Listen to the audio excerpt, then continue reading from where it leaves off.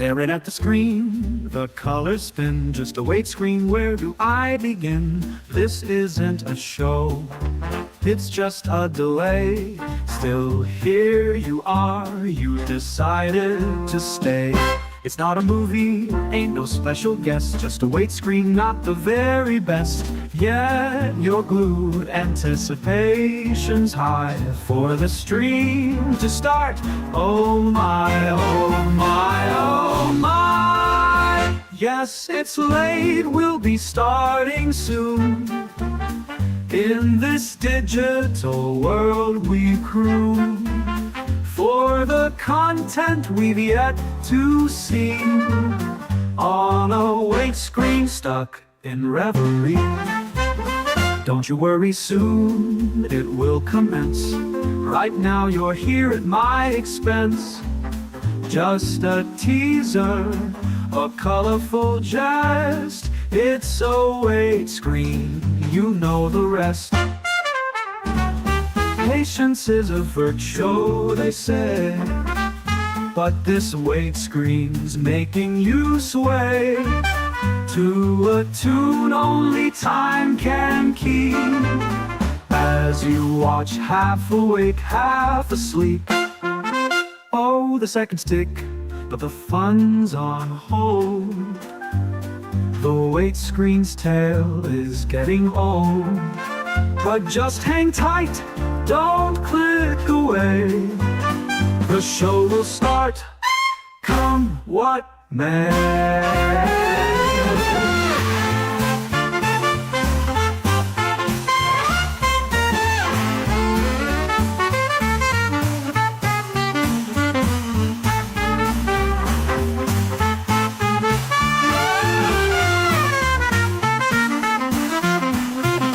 Don't you worry, soon it will commence. Right now you're here at my expense for the content we've yet to see. On a wait screen, stuck in reverie. Don't you worry, soon it will commence. Right now you're here at my expense. Just a teaser, a colorful jest. It's a wait screen, you know the rest. Don't you worry, soon it will commence. Right now you're here at my expense. Just a teaser, a colorful jest. It's a wait screen, you know the rest. Patience is a virtue, so they say, but this wait screen's making you sway to a tune only time can keep. As you watch, half awake, half asleep. Oh, the seconds tick, but the fun's on hold. The wait screen's tale is getting old. But just hang tight, don't click away. The show will start, come what may.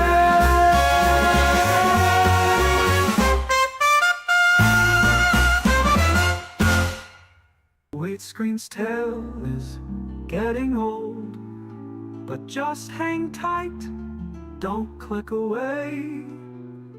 The show will start, come what may. Staring at the screen, the colors spin. Just a wait screen, where do I begin? This isn't a show, it's just a delay. Still here you are, you decided to stay. It's not a movie, ain't no special guest. Just a wait screen, not the very best. Yet you're glued, anticipation's high for grim to start. Oh my, yes, it's wait screen, we'll be starting late. In this digital world that we create for the content we've yet to see. On a wait screen, stuck in reverie. Don't you worry, soon it will commence. Right now you're here at my expense. Just a teaser, a colorful jest. It's a wait screen, you know the rest. Don't you worry, soon it will commence. Right now you're here at my expense. Just a teaser, a colorful jest. It's always screen, you know the rest. Don't you worry, soon it will commence. Right now you're here at my expense. Just a teaser, a colorful jest. It's always screen, you know the rest.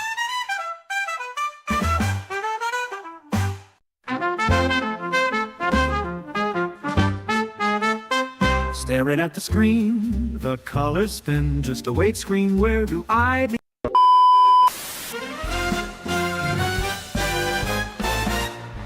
In the grim, dark future, there's no time for fun. But when the day's battles are said and done, John, Danny, and Dickie are here for a laugh. In a galaxy torn, they're the ones with the craft. It's grim after dark, where the bolters spark, where dread knights nap and orcs embark. Tune in, grab a pint, and don't be late for tales of heresy and a healthy debate.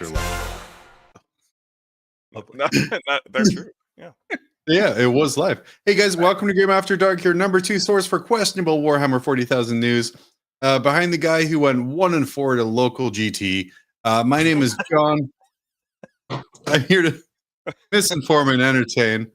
And I'm joined as ever by my effervescent co-host, Daniel J. McDevitt the fourth, as I yell over the stupid cloud errors. And our information technology guru. He might not know how a CD works, but he can tell you where to put a CD on a computer. Is Type Priest Dickie.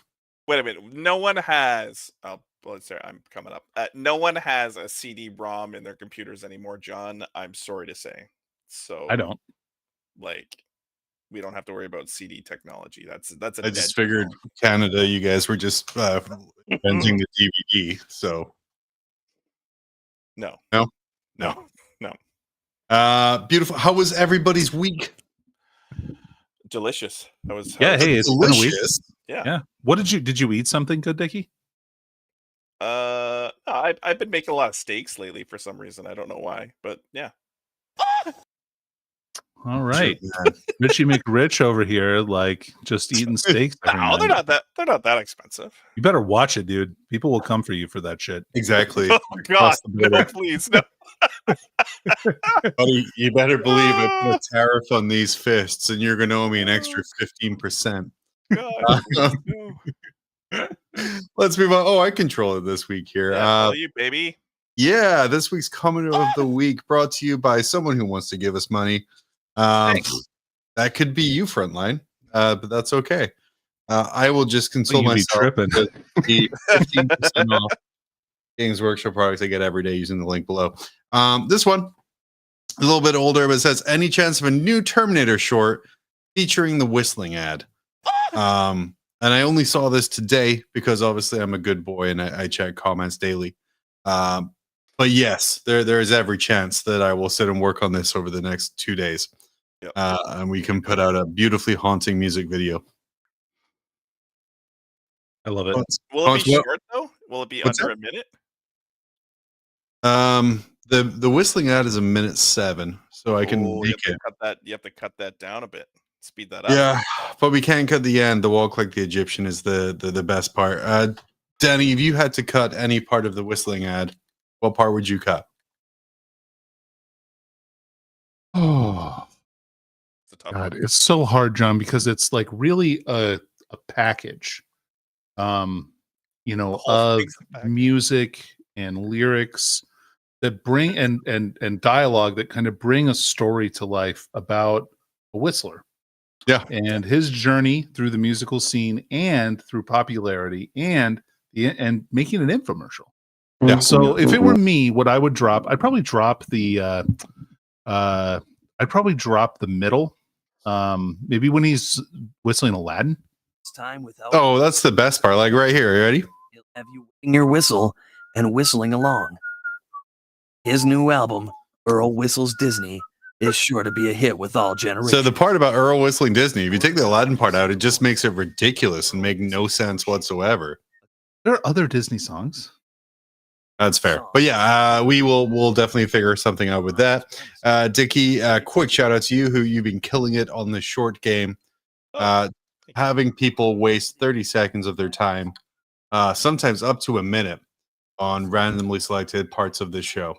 I strategically timed it for people to have not their first poop of the day, their second prior to lunch or pre-lunch, I guess those timings. So we put out the shorts right at like, I think by the time it gets all put up, it's like 1 o'clock. So everything comes out at 1 o'clock, so you can get all your pooping out, and we got all our shorts there for you. Yeah, Grim After Sharp coming at you daily with different things in there. Good one. That's love, really. That is, yeah. It's something. Well, I don't know if I would say it's a good one. It's something, but we have a slightly truncated slideshow this week for this, but it is time for the classic Tears for Fears. It's another exciting week of Grotmas where those cheeky people at GW released more than one a day. So there's a lot of chat to get through. Those liars at Games Workshop who only care about money released multiple free detachments last week. We have them all here. Danny, do you want to go through the beautiful thing? God, I forgot how beautiful this was. Yeah. It is the Hasselhoff tier list. So yeah, and we're not intrinsically tied to the Hasselhoff tier list. I just like to point that out to people. It's just we're lazy and we don't want to not reuse assets when we can. But let's just go through some of these tiers. So the first tier we have is Bite a Burger tier. Bite a Burger tier is a great tier. Also Cheese Pull tier, that's the second tier down. And keep in mind, these aren't necessarily ranked in any kind of order of good to worst.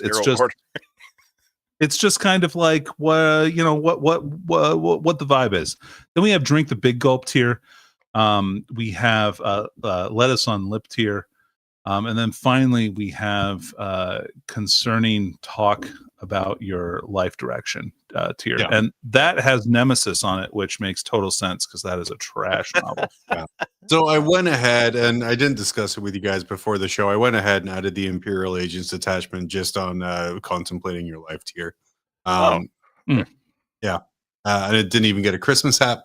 And the best symbol to really show Imperial Agents is the book Nemesis. Yeah, that's true. Do you want to know something funny? So I was kind of tuning in while I was cooking dinner to Stats Check. Shout out to all the guys at Stats Check. You said Stat Check? Yeah, with an S. Stats. Stats. Yeah. It's not just Stat Check, it's with an S. Is it an S or is it? Now I'm questioning myself because of you guys. Is there an H? So is it like Stath Check? No. That's a different thing. You have to get antibiotics for a staff you check. Get to go to the doctor. Oh, Nathan can get it for you. So yeah, it's all good. Anyway, I was watching those gentlemen. Shout out to them, and they actually put that faction second highest win rate. Believe it or not. Yeah, Imperial Agents. Yeah. You mean the Soup Army, where you can take whatever the fuck you want? Well, yeah. Actually, it does some pretty cool stuff to your assassins if you're into that kind of deal. It does. So, Oh, Dorian Bishaw saying in chat here, no S, so it's tat. No, check. it's just stat check. Oh, tat check. I think they should rename there's no S. They should rename their show in order to be Stats Check. That's just personal opinion. So it's all they care about is that the check. Yeah, it's just stat check. All they care about is the check. movement values of units. That is the only stat they care about because it is singular. Yeah, it's just the it's one. Just the movement value. Yeah. Oh, you don't think they care about ballistic skill? No. No, that would be. If you move 7, you're golden, pony boy. And if you think Innis reads past the first stat, then you're out of here. If you think Innis is a Scotsman reads, he came there to lead. Oh, someone's judging our Dorian's judging. He says Nid's way better than DG. By a lot. Wow. By a lot. See, Well, Darian, look, they're this is both a big gulp of soda, so that's why they're in that category. And if you're reading this more deeply than that, then Yeah, I'm sorry, but listen, you've tuned in with we the wrong put them program. there because he was drinking a drink, man. Like, I don't know. so part of the fun of the Hasselhoff tier list is the absurdity of tier lists in general. Yeah. And how certain every competitive channel uses them as what they like to call content fillers. We here at Grim wanted to do that, but we don't actually have any good knowledge or things to say, so we use the David Hasselhoff scale. Okay, so I predetermined, but where you guys want to start? Let's start with ye old Death Watch. Ooh, this is maybe the biggest one, so we could talk about this for a while. I think this is a great detachment. It has a lot going for it. I like being able to get doctrines, kind of like in Gladius. I like that they're kind of recycling some of these same like concepts of like, oh, you have these 3 abilities, you can use each of them once per game, etc., etc., etc. Yeah. Kind of like Gladius has been, and these are unique and cool abilities. I really like the ability to give my entire army lethal hits. I think that's pretty freaking cool. You got to say after this weekend, that's a dumb rule that I don't like. Well, agree to disagree. Anyway, so I think that it'll be interesting to see kind of how this plays. Now, this didn't just get a detachment. This got like an index, effectively, back for Death Watch.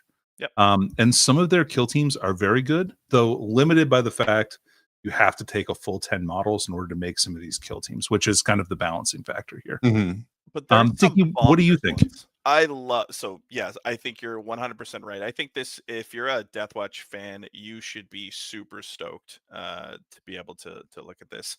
I think some initial call outs is they can actually have 2 not free stratagems or -1 CP characters in their army. So you can actually get 2 stratagem free a turn for 1 CP. That's pretty cool. Because the Watchmaster has a different ability than the captain that you can bring. Mm-hmm. Artemis is really good. I think you're 100% like getting up on a 2+ is such a really great ability. When we talk about Custodes, we'll be able to talk about that. But there was one kill team with the jetpack guys. Oh yeah, the Sky Strike kill team. Oh, so good. Like, really? I really thought they were cool. Yeah. Because you have a Blade of Wounds. Like your JPIs are just a Blade of Wounds, right? Yeah. So I thought that was really good. And even your normal close combat attacks on the Inceptors get +1 AP on the charge and lance, which is like not half bad. And then also the Indomitor kill team, I would like to give them a shout out. I think that's the heavy intercessor kill team. I think they are wildly powerful. Yes, because they have the flamer / grenade bolter launcher things. Yeah. I actually was going to say I think it's almost better to just take all heavy intercessors with maybe some eradicators, but I like the idea of taking some a couple of aggressors in the squad, just so you get strength 10 power fists on the charge, or like strength 7 bolt rifles, heavy bolt rifles with damage 2, and strength 7 heavy bolters with damage 3. Yeah, are all very good. And can we call out like the frag cannon that you hated, like despised as a player against it? They're relatively back. You can't take as many now, but they are really, really good. So the frag cannon is their kind of the little Death Watch deal, as well as like the super giant hammers that you can bring as well. So I think they're burger bite tier, to be honest, just for the simple fact that it's almost like you have a brand new codex to play with. Danny? Fair enough. Yeah. You concur, or are you cheese pool? No, I think that's fine. I'd be happy to put them on that. I think it's a bite of burger. I think Death Watch players are pretty happy universally. Yeah. So at least they got something. I think that's great. Though I will say, Danny, the last time I played Death Watch was when I countered it with 120 blood ladders. Very fun time for me. I'm sure it was. It was so. I'm really sad that isn't a thing anymore. You mentioned them. They're next down in my little pictures here. Custodes. Oh, Danny's got so much to say about these guys. Go ahead, Danny. Dreadnoughts are great. You should take Dreadnoughts. They're really pushing bikes though in this thing, aren't they, Danny? I mean, yeah, and I think we've seen some rumors maybe of some stuff that might be happening to bikes, so that's exciting.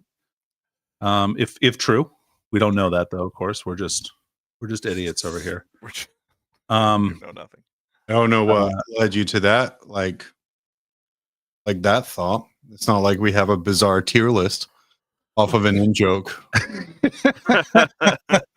Yeah, from like true. last year.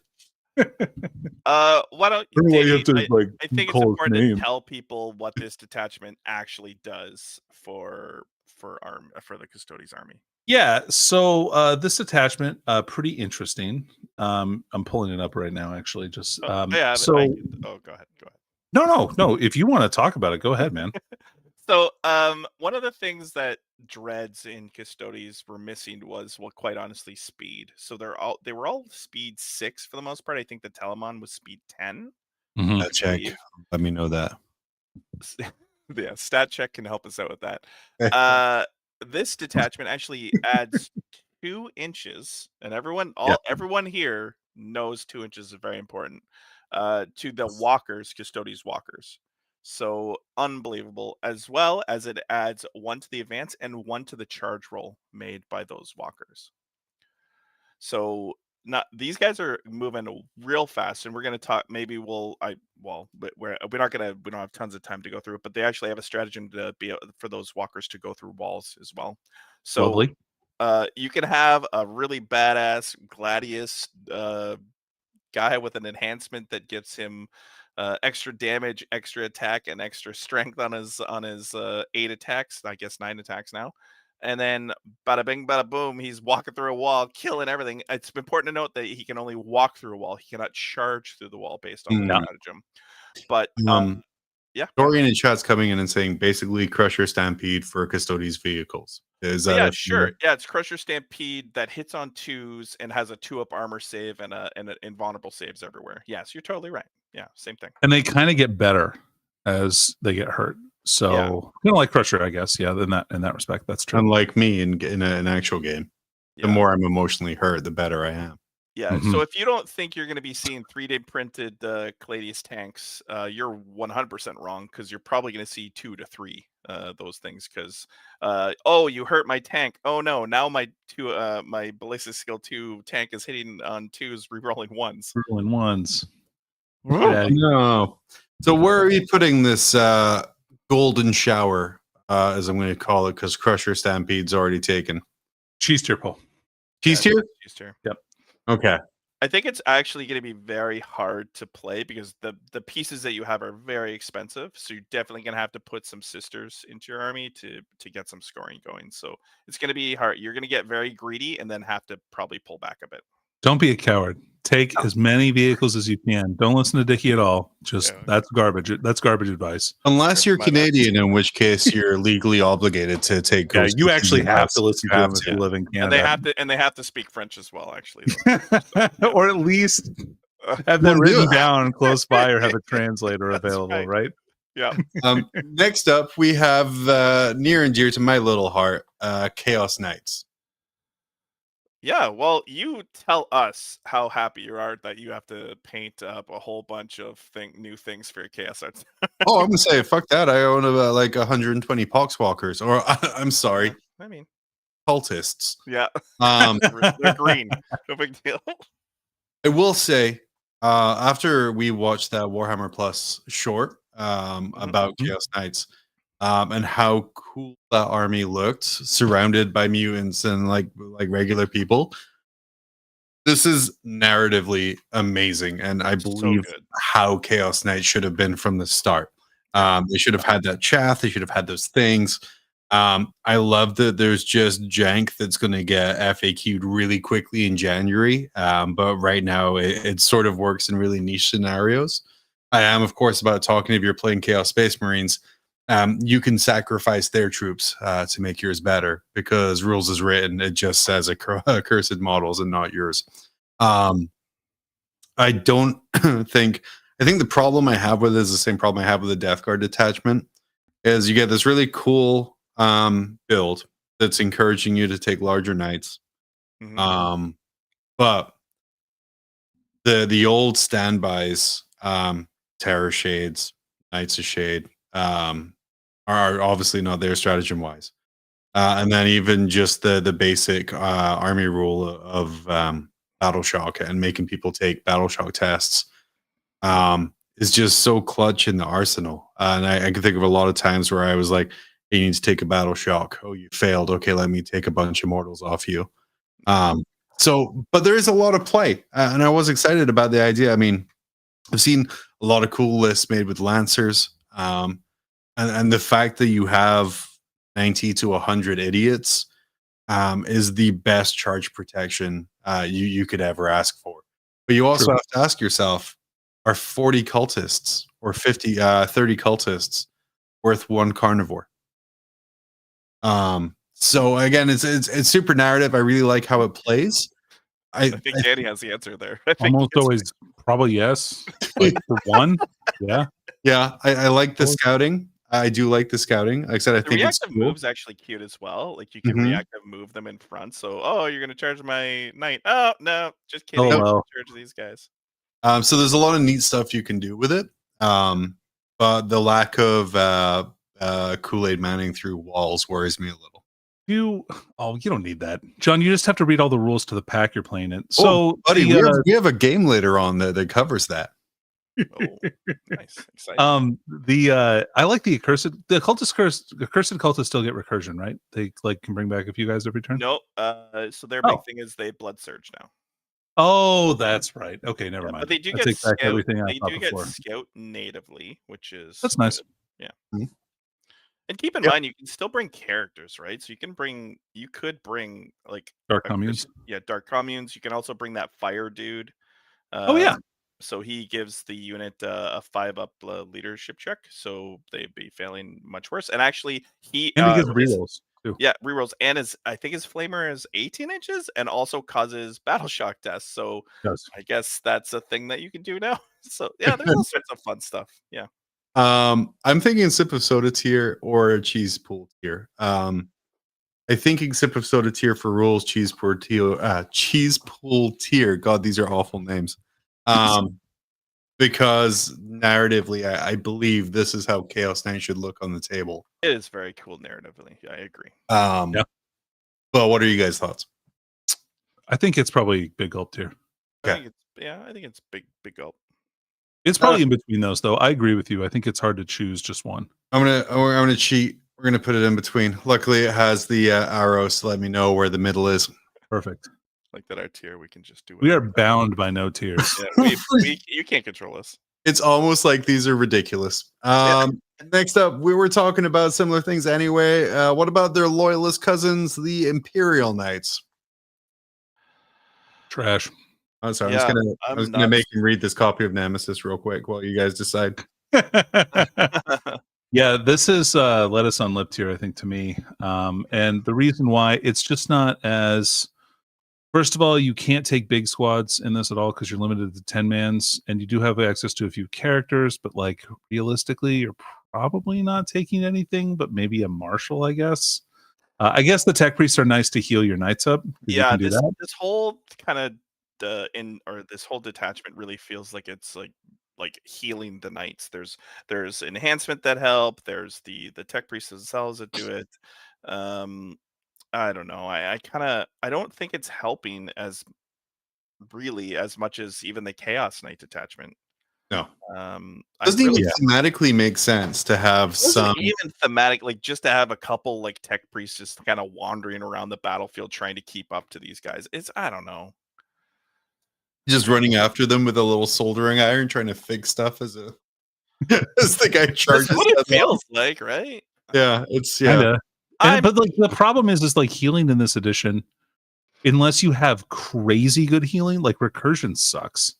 Yeah, like because they've one and done kind of. Yeah. Like you can only bring back one unit. Like you can heal your knights a few wounds, but like the splash damage, having played Necrons for a significantly long amount of time in 10th edition, like it adds up, or it can add up, but like usually it's not that worthwhile, I would say.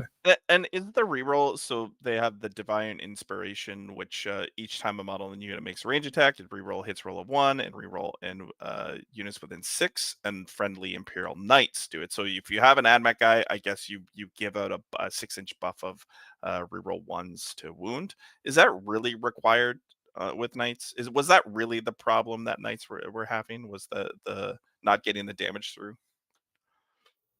I don't know. Yeah, no. So I think it's to be honest, I think everything in this current edition that we have, everything's geared up to kill tanks. And if you're geared up to kill tanks, you're geared up to kill knights as well. So that's probably one of the bigger issues. With Hard agree.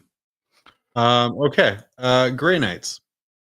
Oh, just today's. I will tell you, Grey Knights got a lot of hate right away. Danny, you got Really? Yeah.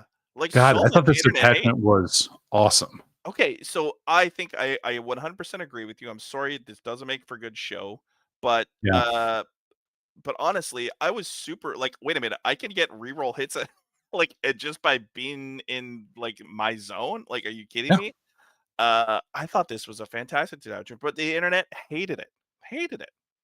You know, the competitive Necron group made a post about how this was basically just like the Canoptic Court, but better, and like kind of whined about it a little bit. But like, it's players whining. Yeah, I know it's shocking.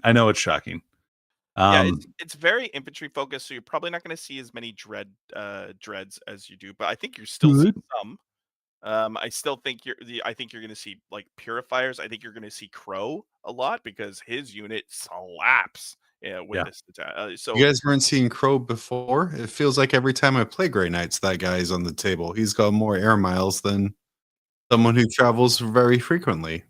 Okay, there you go. Well, he teleports, so I guess he doesn't have to take out. Anywho, I really like this detachment. I think it does a lot of good things.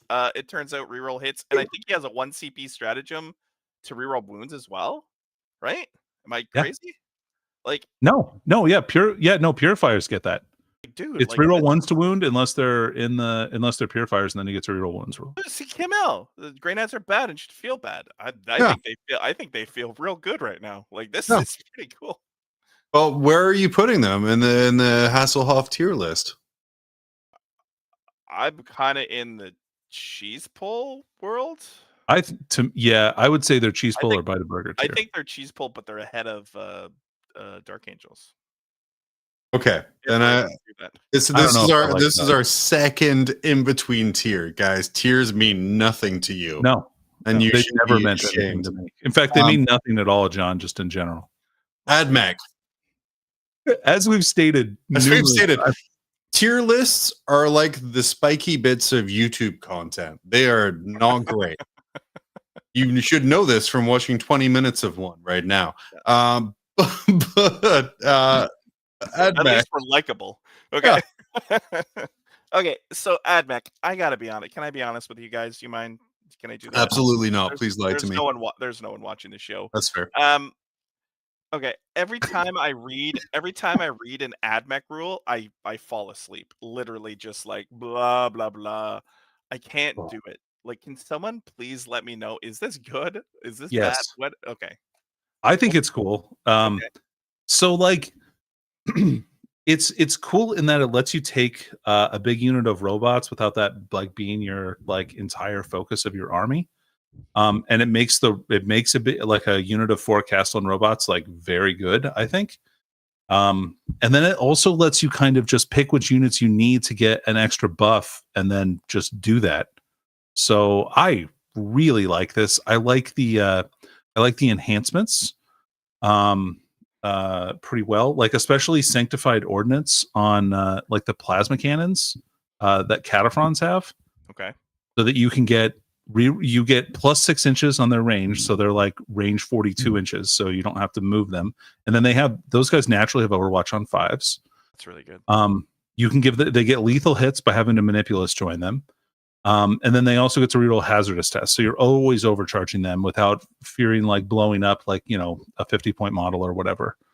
So I like that. I also like Like obviously the trans-oracular dyad wafers, the ones that come on the ones that you give to the datasmith to make the robot gets the Halo override keyword, which means whatever you pick for your army for those 2 units, the robots also get that, and then they're also buffed by all the different stratagems, which get better when you target Halo override units, which I really like.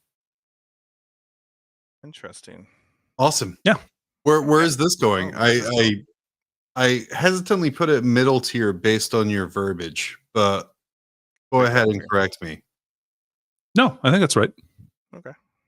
Because I think it's big gulp here. because it's like a big gulp of refreshing AdMech rules to me. Because it takes a while for the PowerPoint I'm working on to update the screen behind us. Yeah. I am moving the icon based on what you guys are saying. And so far, pretty accurate. I'm going to go ahead and put this one right down here on Lettuce on Lip. But tell us about Thousand Suns. Oh, I think Thousand Suns are paying for past, their current index, I guess. Yeah, I would say their current index is what they're paying for, Dickie. Yeah. Their rules right now. Is it what makes this one so meh? Because this one is almost universally loathed from Thousand Sun players, the competitive players in general. There's been very few things in this country, especially, that have united such disparate groups recently. But this Thousand Suns detachment is definitely one I can think of. That's so funny. I'm looking for it on the website. I can't find it. Tim L describes it as an injustice. An injustice. Do tell. Injustice, yeah. An injustice of what? I mean, it was a great work study project for an intern, is what I'm thinking. But it's Why is this one so universally reviled? Okay, I got a hot take. Okay. Super hot take, because I can't find any of the rules, so I can't really go through it. Someone please, for the love of Pete, save me. Okay, so here's my hot take. They screwed up on this one. They gave us a detachment that's going to be really good when the Thousand Suns Codex comes out. They screwed up. They gave us a look into the future. Very Zinchi. Very Zinchi. So you think this was just Games Workshop narratively giving you something that a Zinchian demon would? Yes. Yes, that's what I'm trying to say. The take appropriate for a tier list. So here's a question I have for you, Dickie. Yeah. You don't think that this makes the Flamer squads just insane? But they were insane to begin with. Yeah, but this like cranks them up to like 11 because they get full reroll to wound rolls often. Yeah. And they're +1 to wound. So they're like wounding everything on the game, auto hitting on 5s with rerolls. And AP. Yeah, but I mean, like, you would have Arma, generally, you would have Arma in the big unit of Flamers. So I guess you'll have more Flamer units doing that. I guess you don't need Armon now, but then you don't have your little Doombolt points. I'll call them from now on. I mean, you're still taking Armon, I think. I think you're still taking. I think the detachment is fine. I think it's trying, what I would imagine it's trying to do is trying to say, hey, you don't need to bring Magnus. I think Magnus sucks in this detachment as well, because he doesn't have the access to the reroll hits and wounds, which you need Magnus to have. So for me, I can't believe I still can't see it on this, but did they take it off because it was so hated? No, you have to go down to the bottom to the grotness. They also have a tier Why would they list. do this to me? They have a tier list? Yeah. I can't. The enhancements weren't fantastic. I don't know. It just fell flat when I thought about it. I'll give it a try. I love my Sandy boys, but I don't know, man. It wasn't gelling with me. And I think the other problem is that the index is so good. Like their index is so good that it's really hard to Awesome. look past that. So yeah, I just put it on bottom tier. I just I wanted think a that makes popular sense. That's Yeah. fine. Now, in around 2 minutes, Necrons. No, In 2 minutes. I can't give 2 minutes for maybe the best thing in the entire book or the entire thing that's been released. What a wonderful detachment. I can't think of a time where I've opened up Necrons and been more excited to see a detachment than I have this. And it feels good, it feels good to be back on top, right? Is it fair and balanced, or is it just good? Yeah, it's what's wrong with it, Dickie? Why don't you tell me what issues you have with this? I think I think you take a Silent King and you Mhm. take 3 barges, and I think you have unbelievable You mean Doomsday yeah, Arcs? Doomsday Yeah. Arcs. Yeah, sorry. The big long big Yeah. shooting guys. I think you become unbelievably efficient in shooting. And then I think Hmm. you can fill the rest of your list up with just scoring elements, and I think you can create an unstoppable juggernaut of winning games. I think this list will be very good. Like giving everything assault, getting +1 to hit if they're on objectives. Like these are all fantastic abilities. As well as I believe some of their enhancements were very good. I can't really remember off the top of my head. I probably would not take the Silent King, I think, in this detachment. Really? Okay. Yeah. I mean, he's good. I think He's he's got some play. He's got But I'd rather have more stuff. Like he's pretty expensive. Yeah. yeah, I don't know.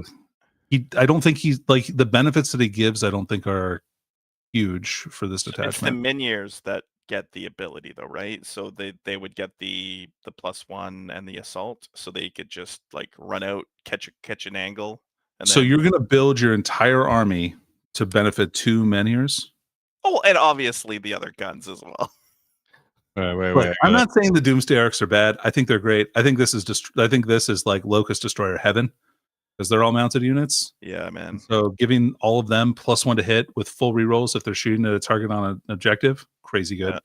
And I think the cool thing is you still have the endless servitude, which gives you the reanimate at the end. Like you can still do like extra shenanigans with reanimates.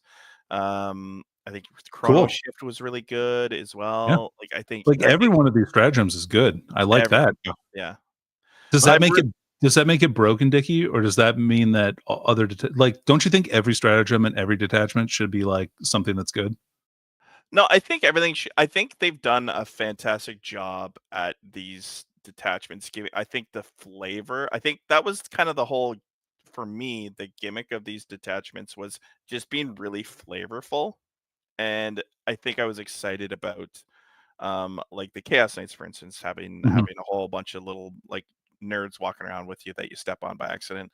Cool. I think for me, like the flavor of the detachments, this one just felt like initially like very like, oh, this is very good. Like this is a very good detachment. So The maybe flavor for Necrons is winning though, so it it fits. seems to be. Um, I'm eager to see this out in the open, out in the wild, with all the other detachments, and see how kind of the meta pans out. We should go to stat check to see. Stat. Let's check on their movement statistic. Oh, not good, John. I just put them on Bite 'em Burger tier. It's Yeah. fantastic. I love I it. think that makes sense. Yeah. It was really good. Moving on. We squinted skip memes this week. There's a couple things that happened. We can go over if we have some time. But what I really wanted to focus on, because we're back to a full complement, is I want to get some coaching with Danny and Dickie. Oh yeah. Because God, I need you guys to teach me good. So if you guys aren't familiar with Coaching and Danny and Dickie, I just trawl all of Reddit and other places where players ask competitive questions so I can post them to the only 2 other people who will talk to me that play 40K in hopes that they will answer.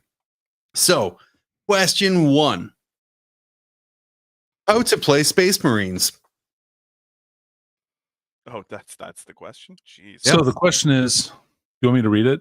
Yeah, you can read. Absolutely. Okay. I'm fairly new to the game and feel like I know the mechanics of the game fairly well, but I'm totally at a loss on how to pilot my army on a macro scale. I routinely feel unsure of what my general quote unquote game plan looks like, which causes me to lose games. What does a general game plan look like for you with Space Marines? Do you typically spread out and go for all 3 No Man's Land objectives, or stick to just 2? Well, okay. So first of all, I think like, and this is like very general advice. You have to kind of decide what your army is good at.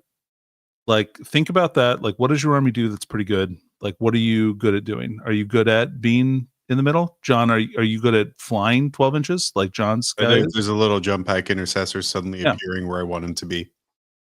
Perfect. So if you're going to be aggressive and you feel like you can take the mid table and that's where you want to be, then yeah, maybe you should push for all 3 objectives. But I think it's probably okay. I mean, if you push for all 3, you're making your opponent make choices as far as which objectives they want to clear. Like if they can clear 2 objectives, don't do that. Don't do that. Yes, the bum rush doesn't always work. You're right. No, there's a little incurser just decided to appear where I wanted him to as well. Nice. So I think you have to know what your army does, and you have to kind of know what your opponent's army is trying to do, and then base like your game plan on that, because that'll kind of tell you what the game is going to be like. What do you think, Dickie? I think I would agree with all those points, Danny. I think for me, the way I try to build lists or utilize lists for that matter is I have a set damage in my list. So for instance, I've been playing a lot of Chaos Marines lately. So I have a pocket of, I have 2 Vindicators, I have 2 Predators, and those are kind of my shooting threat to deal with. And then I have scoring pieces, like I'll have like a 5-man legionary unit that can just jump on objectives. I don't have those fancy dreadnoughts. I can't put those on my list, unfortunately. I would love to put those guys. You don't even have any dreadnoughts. Well, I have halberds, which they're okay. They could drop 10 points. And then you have scoring pieces. For me, I like to utilize a list and have ability to do really anything. And a lot of the game plan just comes from the list design. So that's how I would build Space Marines and play them. Hope I answered that question even a little good. Yeah, that's beautiful. You didn't listen at all. You just played with your little men across the table. Hey, Ballista's Dread agreed with everything you said. Also, MSU is super helpful for Space Marines. Yeah. And also, if you attend a GT and you plan on finishing around the mid tables, just take Vanguard Space Marines, as over half of my opponents did this weekend. That's a very good detachment. They're hard to play, though. They're not easy to play. No. I don't really understand how to properly use jackals. Dickie. Jack Heels. Jack Pals. Jack Pals. Shaquille O'Neal. Sure, you're using jackal. Probably sometimes they do wonderfully. Charging stuff they can't kill, but preventing them from getting to certain objectives. Then they just die without doing anything. Well, they're kind of in the World Eater army. They're kind of used as chaff, and really for when I was playing World Eaters, which feels like forever ago, which is odd. For me, I usually put them in awkward positions to get shot and die, to make an objective sticky, which was fun. Nowadays, I usually like to use Spawn for that kind of role. They're a little more durable. They'll die just the same. So. But I think what's super important to remember for units like this is generally they will die. They're supposed and be okay with that. Yeah, you got to be okay losing models. Yeah, these are your like roadblocks, right? Like these are the annoyance that people don't want to have to deal with, and then your Exalted 8-bound behind them are the real threat. And actually, Jackals. Jackals can do 100%. They can do fantastic damage because they get all the buffs that your army gets as well. Dickie, this is really important. When you're saying Jackal, are you doing a bit, or is that actually how they're supposed to be pronounced? Listen, I don't know if we need to go deep in the weeds on the Jackals pronunciation. Do we need more bits? Because I need to know. Usually, I do the bits. I like them for backfield, right? Like I think that with their icon, you getting to re-roll some of your dice is pretty useful. So good. Yeah. there was a list a while ago that was like a ton of Jack Heels With the in the Demon list, Prince? and then the Demon Prince. I don't Yeah. know if that's necessarily as prevalent these days, but I think it's a cool option for sure. Yeah, Yep. I think these guys are a good choice to like if you don't want to take Spawn. I think these are a good choice. I think that they kind of contest the same kind of spot though in that list. Yeah. And they're actually quite durable with they have an innate feel no pain, and if you can buff that to a 5-up feel no pain, which is actually pretty good. And they can screen out your DZ really well because they have like so you're not getting people behind you. Yeah, Like remember you're playing World Eaters, so the rest of your army is like pushed right up, right? Yeah. So these guys are holding the gear in the back, which is a very important job. It is. Yeah. Next up, are all Eldar players cheaters? That guy taken to the next level. Oh, I say this because for the last 3 times I've fought Eldar / Drukhari, they seem conveniently forgot or invent new rules for themselves. I am unfamiliar with Eldar's rules and specifically told him that today was one such example. Danny, answer for your people's I press. love that they blanket they blanket this one guy that they played. And every Eldar player is a piece of crap. I also like that all they use Eldar the player old, are cheaters. You guys have to realize that right now, like right out of the gate. Their rules are going to feel like cheating to you. Yeah. It feels like that. Yeah. So it's going to be really important for you to double check the rules. all the times I've played Eldar, whenever someone is explaining what their Eldar unit does to me, my response is generally, "Of course it is." Yeah. Oh, you can charge, fall back, and get back into that vehicle. Yeah, Sure. obvious. That makes Sounds sense. fine. That makes complete sense. Actually, yeah, I kind of love that. Of course. Yeah. So yeah. Next up, how does line of sight work with flying models with different basing options? Curious about this. I am thinking specifically about crisis battle suits in their commander, although I'm sure there are other similar units out there. I don't think there is. With these guys, you have the option of standing on the base as usual or poking a flea. Poking a flea? I didn't copy the rest of it. So yeah. Well, I assume it's a flying base. I don't know. Yeah. How does line of sight he work, means Danny? the little flying stands. Yeah, that are because in- Cold Star Commander's on the little clear stand. And Those are for your drones. Mhm. Don't put your crisis suits on the clear bases. But yeah, you can model them however you want if you want to put them on the flying stands if you'd like. But they just have to be on the right base size, which is the 50mm rounds. Yeah, you can make them as well. You can't make them as tall. I'm going to roll that back. Don't make them as tall as you want, but you can definitely use what's in the kit in order to model your guy for sure. False. Wrong. Sorry, my bad. They have to be in a 100% crouching position at all times.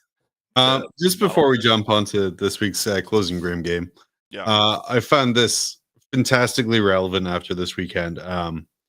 A superstar Slanesh player and victim of the show, Paul Winters, came second at almost 100-person GT with Mono Slanesh, a faction he has solely played, I think, Danny, longer than some people have been alive. Where do you sit on this bell curve personally? I use my favorite faction because it makes me happy. I'm sorry, it make me happy because he's a dum-dum. The person in the middle, no, you have to use meta-relevant faction to win, who solely existed in my area, the mid-tables. Or the top end, strong faction, weak faction. That is only the selfish perception of people. Truly skilled players should try to win with their favorites. Where do you guys sit? I think it's important to, if you want to be really good, you're going to have to put in a lot of reps with the army that you want to play, regardless of whether that's a meta army or if it's just like your favorite army. And that will help you to win games more than anything else, is just having repetitions with your list and making sure that you're challenging yourself and trying things that don't work. That being said, you should have realistic expectations when you go into a tournament, like what your chances are if you're not playing one of the meta lists. So I think I probably fall somewhere in between 100 and like 130. Yeah, like maybe like the 115 mark. Dickie, I was going to ask you your opinion on this, but what Danny said segues so perfectly into our game. It's Grim Game time. And for this Grim Game, we're going to stat check. And no, not that one. Okay. So this past weekend, I was lucky enough to go to the Slanesh annual GT over in Ocean Shores, Washington. Close to 100 people. This was a screen that I shared last week, modified slightly for this week because this guy didn't go 1 and 4. I went 2 and 3. Oh, Wow. Yeah. As Danny said, not knowing your army is kind of a negative here. So what I have done is I have crafted 5 different pie charts that relate to my experiences over the weekend. All you have to do is guess what that pie chart or bar chart references. So are we ready? I'm ready. sure. Okay. First off, Kim caught the bye? No, we'll answer that in a second. What does this pie chart symbolize?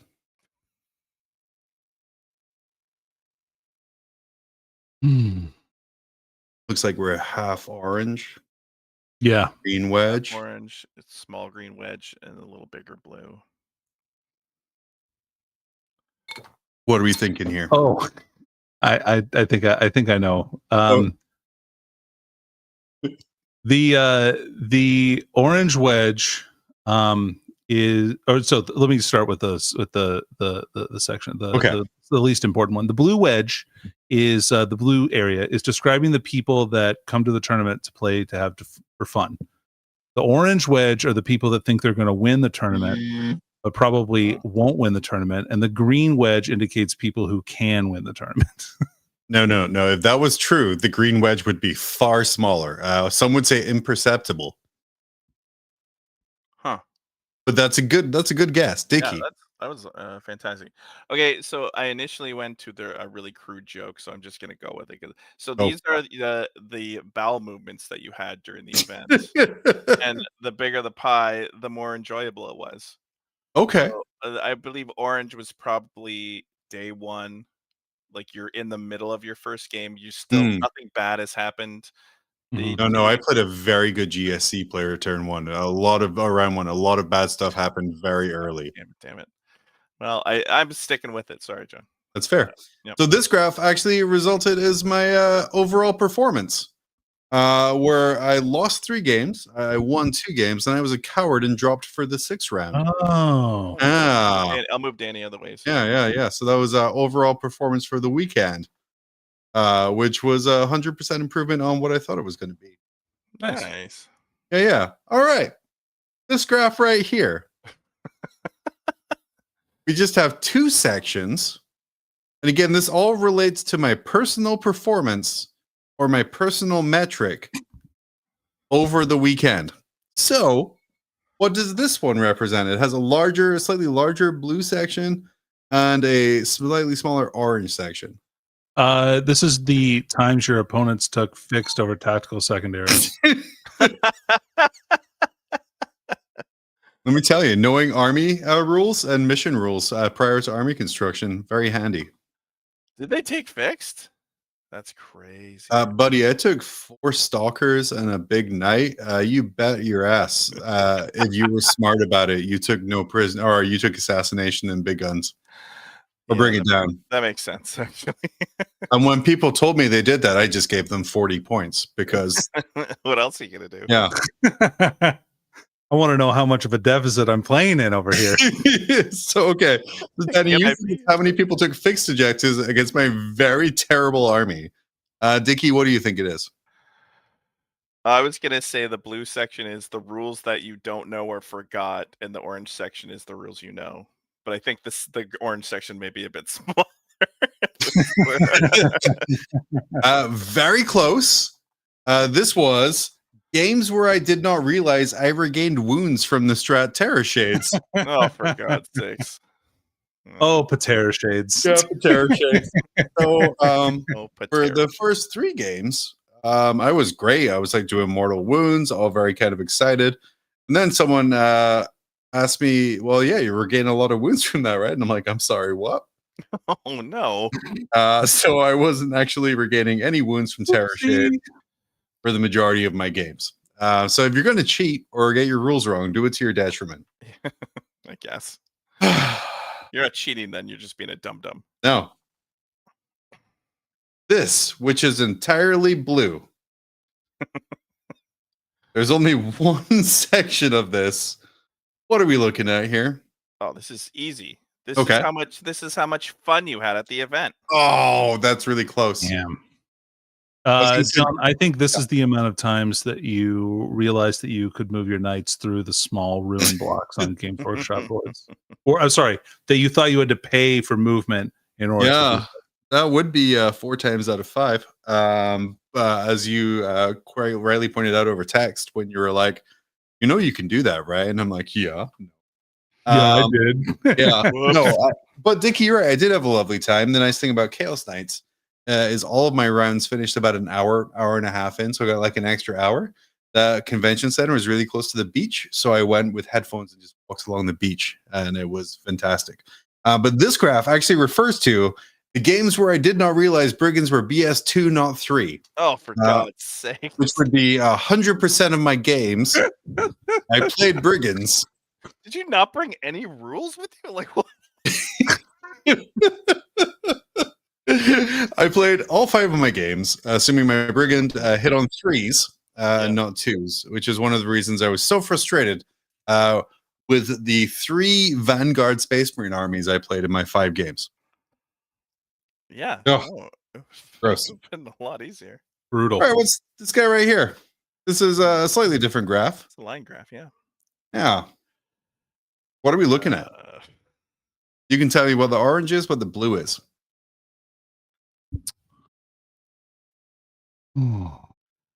It's very difficult to attain what this would be. Oh, I see what this is. Oh, okay. What's Okay, this? go. John, this was your attempt to make this valley that you've drawn look 3-dimensional, but you really couldn't quite match the things right, so it doesn't actually look 3-dimensional. This was an art project that I did incorrectly and not an outline graph. Is this something to do with points? Maybe is it like points scored by you and points scored by your opponents? Dickie, Yeah. it is points per game. Oh, As you can see, game 1 and 2. After game 2, I read not only the Pariah Nexus missions, but also my own personal rules and stratagems. And that saw a major increase in game 3. it's amazing when you read your rules and you get knowledge about how to play an Yeah, army. and then I lost game 4 by 2 points. And then Oh, had that a was really close, buddy. very narrow win game 5. And I think my favorite thing about game 5 was, Danny, we talk about it all the time, not caring when your models die, is my opponent asking me to verify the score because the table tells a different story. I'm like, yeah, bud, I'm going to score and just die. It's kind of what I do. But yeah, this was points per game. So again, just solid data to show that, maybe read your rules, maybe listen to the mission packet. Yeah. Fun story, Timothy, who's a fantastic Gene Stealer cult player, also a great Chaos Knight player, and pretty much played chess with himself round 1 against me. When I was deploying, I told him what my guys had. He's played Chaos Knights before. He's like, do you want to put your Warlord on that objective? Because I paid for the Sticky Relic upgrade. And I said, no, I don't. No, thank you, sir. You were playing chess with him. Yeah. So I think he's looking at me, and he was like, it was funny because he was wearing one of the team shirts. And in my head, I'm like, oh, I used to be a team shirt guy. And I was like, shit, now I got a team shirt. So when he walked over, I did the very jovial greeting of, oh, it looks like I've got a real fucking winner here.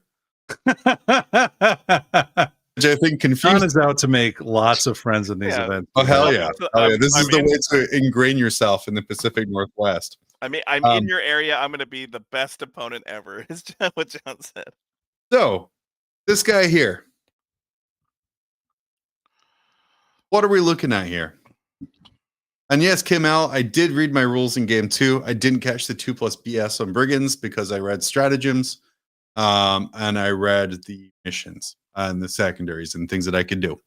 Honestly, this is all corrected with more games, to be totally frank. Oh, for sure. I think you're fine. Yeah. Yeah. But it was still a very fun weekend because every time someone pointed something out to me, I was like, fuck. Okay, so this has something to do with the rounds Yeah, of the tournament. Does it? maybe. Maybe. Well, it's 1 to 5. Because you have two different Yeah, the bars. totals don't add up to the same thing. Yeah. I have no, points. I don't know. We can't do points. We already did points. Your general enjoyment level per game? Like game one. How many beers you drank during each game, John? No, I will say I was not sober any of my rounds, apart from round 5 because I had to drive back. But it was a fantastic time. This is actually the number of times I was told I got a rule wrong to my detriment by person. So the blue section is the number of times my friend Mitch 5 times. I told you 5 times. Peter told me 5 times Saturday, 2 times Sunday that I got rules wrong, and then other random people told me I got rules wrong quite frequently. And that was you can only go up from here, right? Like that was my GT experience. Lashmas was a fantastic event. Awesome. I had a lot of fun talking to Thomas Bird, who ran it down there, and kind of meeting people in my new community, even if I knew some of them before. I had 5 great games, 5 great opponents. I had that thing, Dickie, where you say where people recognize you from the show, and it is fucking they say weird. Hi, and it's weird. Yeah, and then I'm trying to hide my 1 and 2 record at the time. Like, I podcast. Yeah. No, just no, I'm real good at this game. Real good at this game. From the weirdly time capsule Shiloh Inn on the shores, that hotel. Danny, you'll be glad you didn't go because I did not trust the bed to sleep on at all. It was quite fantastic. I'm pretty sure I've stayed there before. But I'll stay there again, but I will still sleep fully clothed on top of the covers. Wait, hold on a minute. You slept on top of the comforter? Yes. That is the grossest part of the bed, John. No, the mattress is the grossest part, and there are several layers in between. Hopefully, I didn't sleep on the couch because there was a strange circular stain in front of one of the couch, the top end of the couch. And when I looked at it, my first thought was, "Oh, someone passed out and vomited there." Makes sense, yeah. Which might do, but fantastic event. Really enjoyed getting out. Excited to get out more. What this weekend taught me more than anything else, there's a couple of big takeaways I had. Is one, know your rules, because I think I could have had a positive record if I just wasn't such a fucking moron on the table. And then 2, the lower mid tables are full of armies that were really strong in the meta about a month ago. Yep. And what happens, I think it's kind of like a competitive food chain. So you're really good players, and this area has so many good players. It's honestly not even fair that I have to play down here. That they play against, say, for example, I played against a lot of Vanguard Space Marines. So they get a lot of reps in against Vanguard Space Marines because they know they're going to be playing them a bunch. So they've already figured out how to beat them by the time that the people with regular normal amounts of time have built that Vanguard list. What happens is round 1, round 2, you get Jimmy, who's really excited with his Vanguards. He's like, yeah, we're going to go win because I have a really strong list. And he just comes up with people who have fought it a bunch before, know how to counter it, and then they lose those first couple games. And then they kind of go down and down and down. And that's what makes the mid-table so hard, I would say, because you have really good lists that you maybe don't have a lot of reps into. You're playing people who either don't have a lot of reps into the list, so the games take longer as they're trying to figure out, especially something with Vanguard, where there's a lot of niggly little things you're doing. Yeah.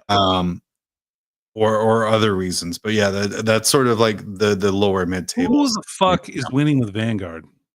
Let me tell you, at least one of my opponents. Well, it was brought a lot at WCW. Like it was a very common Marine faction, and it does have play, but it is, like I said, it is very hard to play. Kaz, who's one of our Team Canada hopefuls, he plays Vanguard. in he's I guess he's an Art of War member as well, and he's been practicing the crap out of it, and it is very janky. Like the whole reactive charge phase thing that it can do, and it can make charges unachievable anymore. Like it's very very very technical, Yeah. and you can kind of get lost in the sauce with it. It's not a simple man army. Like I had a really great game 3, but like the dice abandoned my opponent at that time, and you could see it starting to get to him a little bit.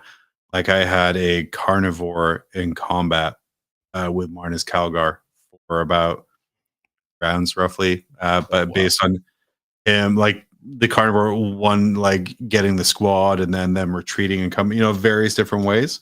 Yeah. And through all of his attacks, he didn't do any wounds whatsoever. Yeah, Calgar should be able to punch out.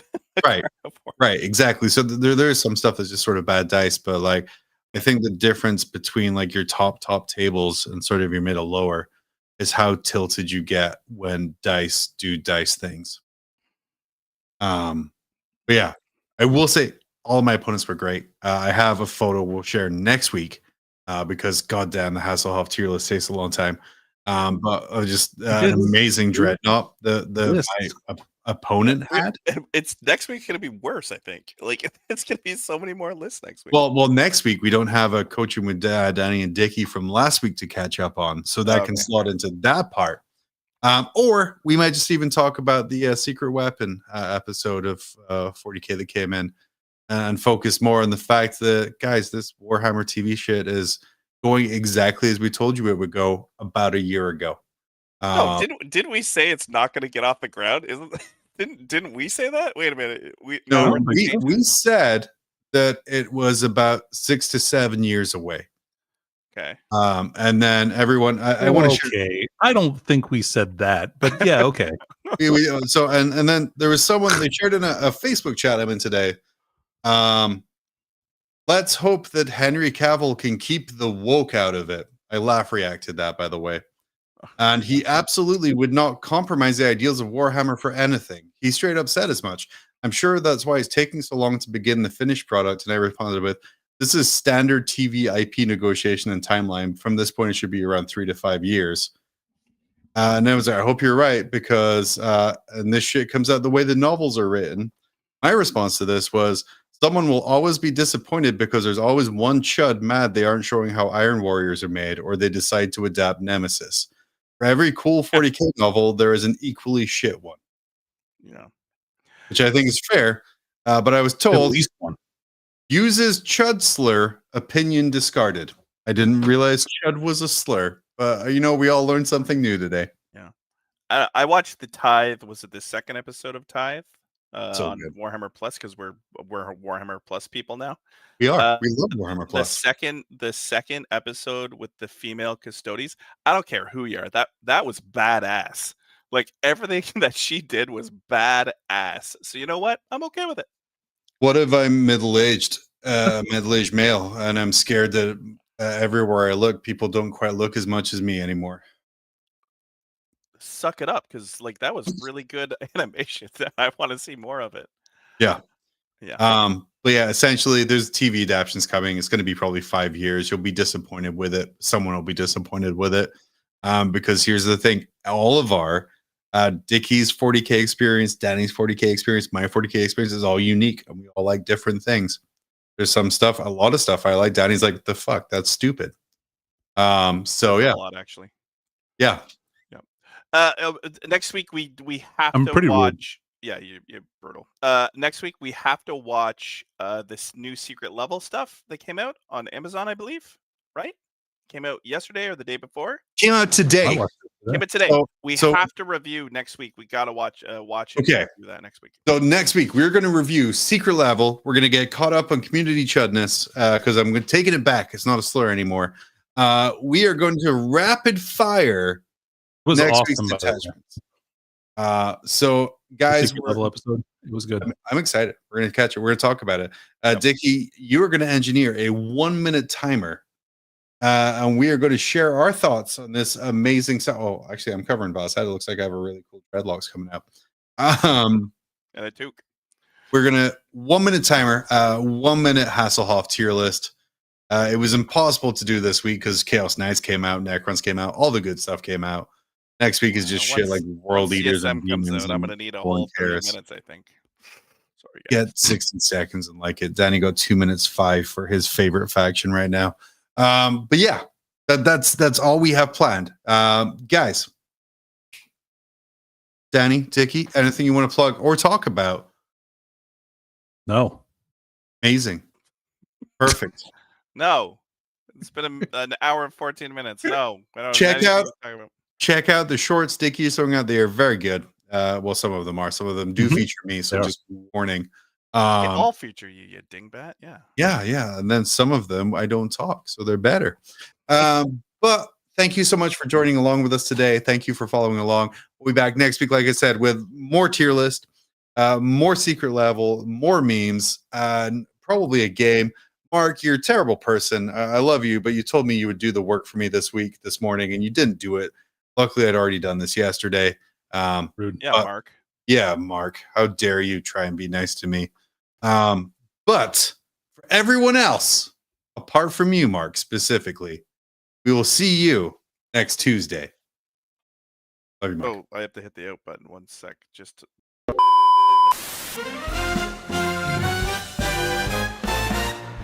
In the grim dark future there's no time for fun, but when the day's battles are said and done, John, Danny, and Dickie are here for a laugh. In a galaxy torn, they're the ones with the craft. In Grim After Dark, where the bolters spark, where dread knights nap and orcs embark. Tune in, grab a pint, and don't be late for tales of heresy and a healthy debate.